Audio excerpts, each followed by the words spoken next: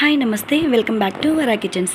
ఈరోజు నేను చేయబోయే రెసిపీ పేరు మటన్ కర్రీ. ఈ మటన్ కర్రీ ఎంతో గ్రేవీగా, ఎంతో టేస్టీగా ఎలా చేసుకోవాలో ఈ వీడియోలో నేను మీకు చూపించబోతున్నాను. నేను ముందుగా ఒక అరకిలో మటన్ తీసుకొని క్లీన్ చేసి పక్కన పెట్టుకున్నాను. ఒక బాండీ పెట్టుకొని పెద్ద ఉల్లిపాయలు 4 తీసుకున్నానండి. అవి సన్నగా కట్ చేసుకుని ఒక టమోటా కూడా తీసుకున్నాను. 2 పచ్చిమిరపకాయలు ఆయిల్ వేసుకుని అందులో వేసుకుని బాగా మగ్గనిచ్చి ఈ మటన్ అందులో వేసాను. కొద్దిగా పసుపు, కొద్దిగా కారం, అల్లం వెల్లుల్లి కొబ్బరి పేస్ట్ కొంచెం వేసాను. అవి మొత్తం కలిసేటట్టుగా గరిటెతో కలుపుకున్నాను. ఇప్పుడు మూత పెడుతున్నాను. అవి బాగా మగ్గుతుంటే ఈలోపు నేను ఎండు మసాలా రెడీ చేస్తున్నాను. కొద్దిగా జీలకర్ర, కొంచెం గసగసాలు, 2 ఇలాచీలు, కొద్దిగా ధనియాలు,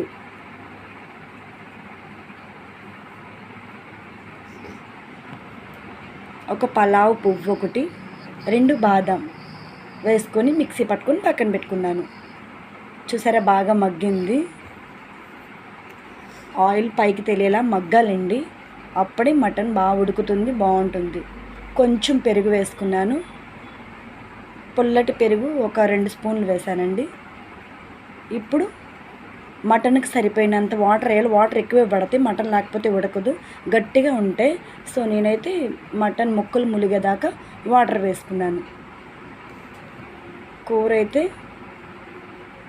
దగ్గరగా చిక్కబడిపోయింది. ఆ పొడి చేసుకున్న మసాలాని ఇప్పుడు వేసుకున్నాను.